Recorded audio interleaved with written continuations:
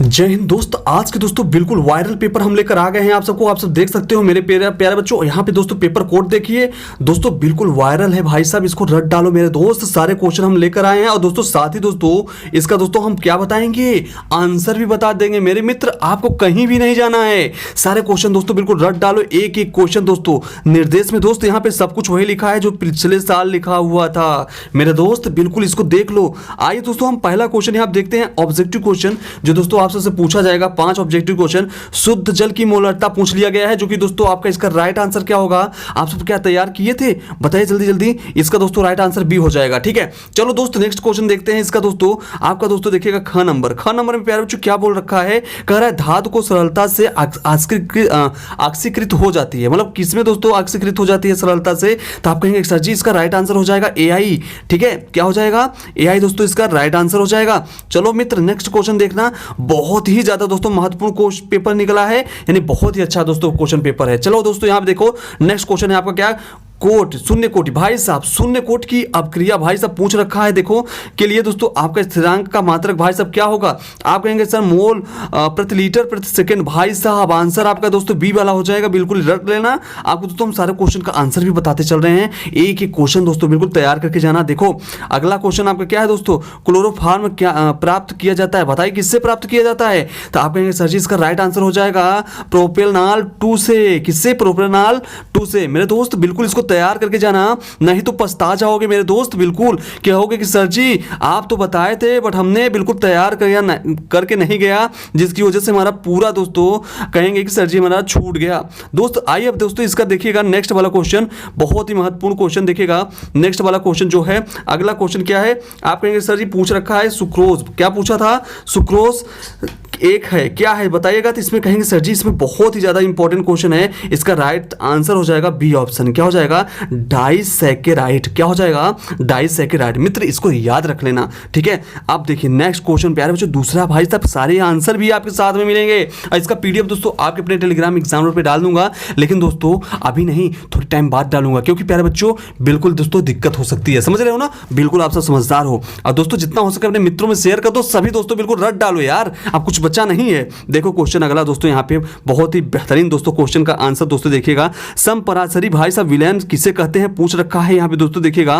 वे विलयन जिनके मान ताप पर परासरण दाब क्या होता है, समान होते हैं, वही दोस्तों क्या कहलाता है, समपराशरी विलयन कहलाते हैं। देखिएगा यहाँ कह रहा है समपराशरी विलयन को समपराशरी विलयनों की मोलर सांद्रता भी दोस्तों क्या होती है, समान होती है, जिसको दोस्तों C1:C2 हम लिखते हैं, ठीक है। आई होप आप सब समझ पा रहे होंगे। चलो दोस्त नेक्स्ट देखते हैं आपका दोस्तों क्या हो जाएगा। ख वाला क्वेश्चन का दोस्तों देखिए क्या पूछा रखा है, कह रहा है मोलर अवनमन स्थिरांक से आप क्या समझते हैं। भाई साहब ये हमेशा पूछा जाता है, इसका जरा उत्तर भी देख लेना, क्या है उत्तर देखिएगा।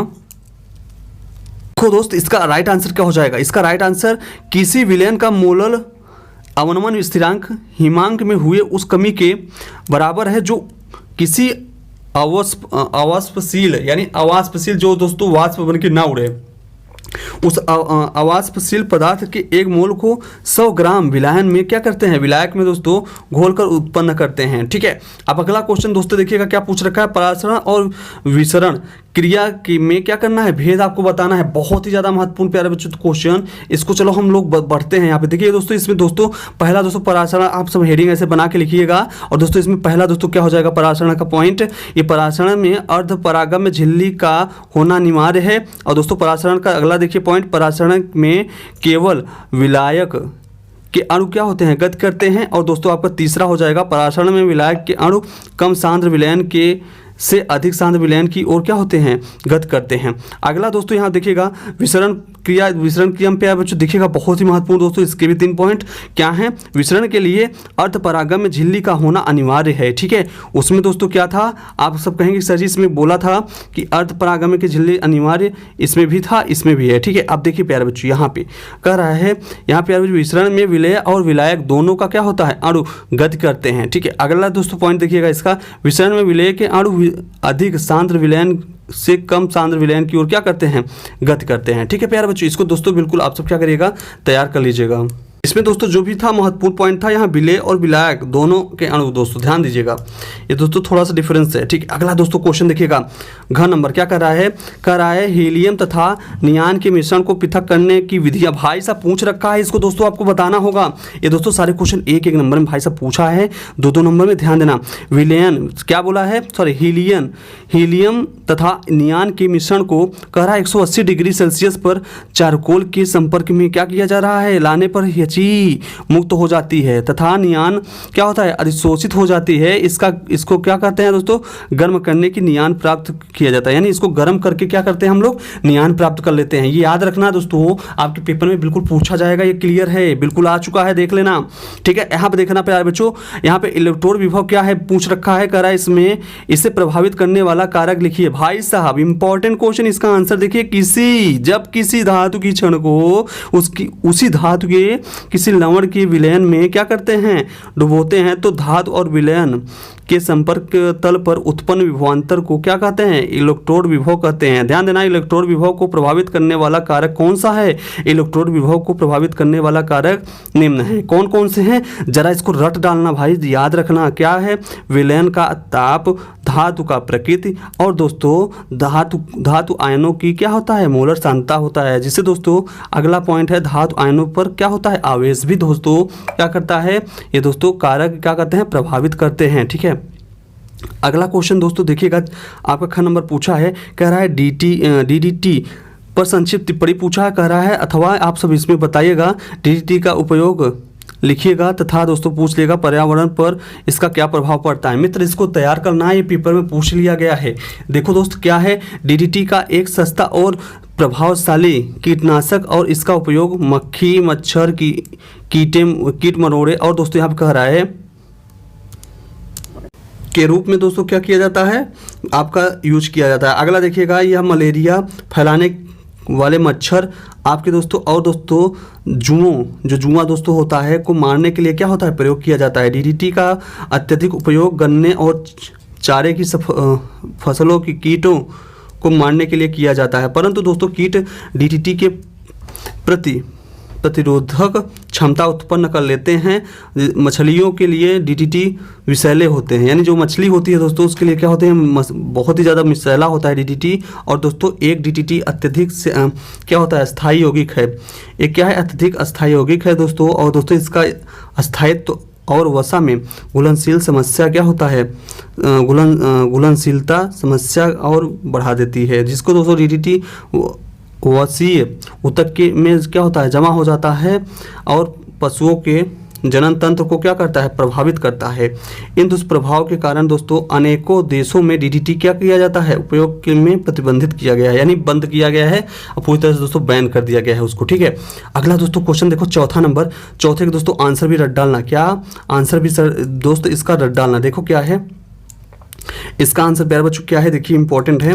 कह रहा है एक शुद्ध क्लोरोफॉर्म का परीक्षण आप कैसे करेंगे। भाई सब देखना, इंपॉर्टेंट क्वेश्चन। क्लोरोफॉर्म का शुद्धता की जांच सिल्वर नाइट्रेट विलयन द्वारा की जाती है। ध्यान देना, क्लोरोफॉर्म का विलयन में सिल्वर नाइट्रेट मिलाने पर दोस्तों यदि सफ़ेद अवक्षेप क्या होता है, बनता है, तो क्लोरोफॉर्म अशुद्ध है। ठीक है, जब सफ़ेद अवक्षेप बनेगा तो क्लोरोफॉर्म आप समझ लेना कि अशुद्ध है, परंतु जबकि शुद्ध क्लोरोफॉर्म सिल्वर नाइट्रेट विलयन के साथ क्या होता है, अवक्षेप नहीं देता है। ठीक है, चलो नेक्स्ट क्वेश्चन प्यारे बच्चों देखो क्या है, क्या है, संक्रमण तत्व परिवर्तनशील ऑक्सीकरण अवस्था दर्शाता है, क्यों, जरा बताइएगा। इसका दोस्तों कारण पूछ रखा है, तो आप कहेंगे सर जी इसका कारण हम बताएंगे। चलो याद होगा दोस्तों तो बिल्कुल आप सब कमेंट करिएगा। परिवर्ती ऑक्सीकरण अवस्था में अवस्थाओं का अर्थ है कि तत्व द्वारा यौगिक में अलग अलग ऑक्सीकरण अवस्था प्रदर्शित करना। संक्रमण तत्व में N-1D ठीक है ऑर्बिटलों में उपस्थित इलेक्ट्रोड की भी रासायनिक बंध क्या करते हैं, बनाने में भाग लेते हैं, क्योंकि प्यारे बच्चों N-1D तथा NS ऑर्बिटलों के बीच ऊर्जा में क्या होता है, बहुत कम अंतर होता है। निम्न ऑक्सीकरण अवस्था में केवल NS इलेक्ट्रोड भाग लेते हैं, जबकि उच्च ऑक्सीकरण अवस्था में N-1D और या दोस्तों आप सब कह सकते हैं NS ऑर्बिटल के इलेक्ट्रॉन बंध बनाते हैं। ठीक है, बहुत ही इंपॉर्टेंट है, इसको आप सब बिल्कुल रट के जाना मित्र, रट के। ठीक है, अब दोस्तों यहाँ देखना, आपका निम्नलिखित पर टिप्पणी लिखने के लिए आएगा। ठीक है, इसका मैंने आंसर नहीं भाई साहब, आंसर आप सब खुद से तैयार कर लेना मेरे दोस्त, खुद से।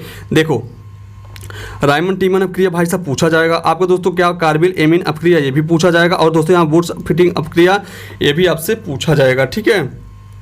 उसके बाद मेरे प्यारे बच्चों ये तीन आपके बहुत ही महत्वपूर्ण है, तीनों को बिल्कुल तैयार कर लेना, ठीक है। उसके बाद प्यारे बच्चों खम इसके पूछा जाएगा टिप्पणी किस पे, कैनिजारो अपक्रिया पे पूछा जाएगा। और दोस्तों आपका स्मिट, ठीक है, अपक्रिया पे, ये भी पूछा जाएगा। प्यारे बच्चों इस दोनों को बिल्कुल रट डालना, बिल्कुल आपके पेपर में पूछा जाएगा, ठीक है। चलो दोस्तों नेक्स्ट क्वेश्चन देखो यहाँ पे दोस्तों बिल्कुल पूछा है 6वां नंबर में, प्रयोगशाला में क्लोरोफार्म बनाने की विधि का सचित्र वर्णन भाई साहब पूछा है क्लोरोफार्म का, ठीक है। और दोस्तों अपक्रिया से संबंधित समीकरण भी लिखिएगा। और कह रहा है क्लोरोफार्म को रंगहीन बोतल में रखा जाता है तथा उसमें कुछ मात्रा एथिल एल्कोहल को मिला दिया जाता है। तो कब पूछ रहा है क्यों मिला दिया जाता है या जाती है, तो आप कहेंगे क्यों। चलो क्वेश्चन का आंसर देना प्यारे बच्चों, इसको तैयार कर लेना, आप सबको दोस्तों मिल जाएगा बुक में। अगला दोस्तों देखिए अथवा करके जब पूछेगा क्या, प्रयोगशाला में फास्फीन गैस किस प्रकार बनाई जाती है, सचित्र वर्णन कीजिए।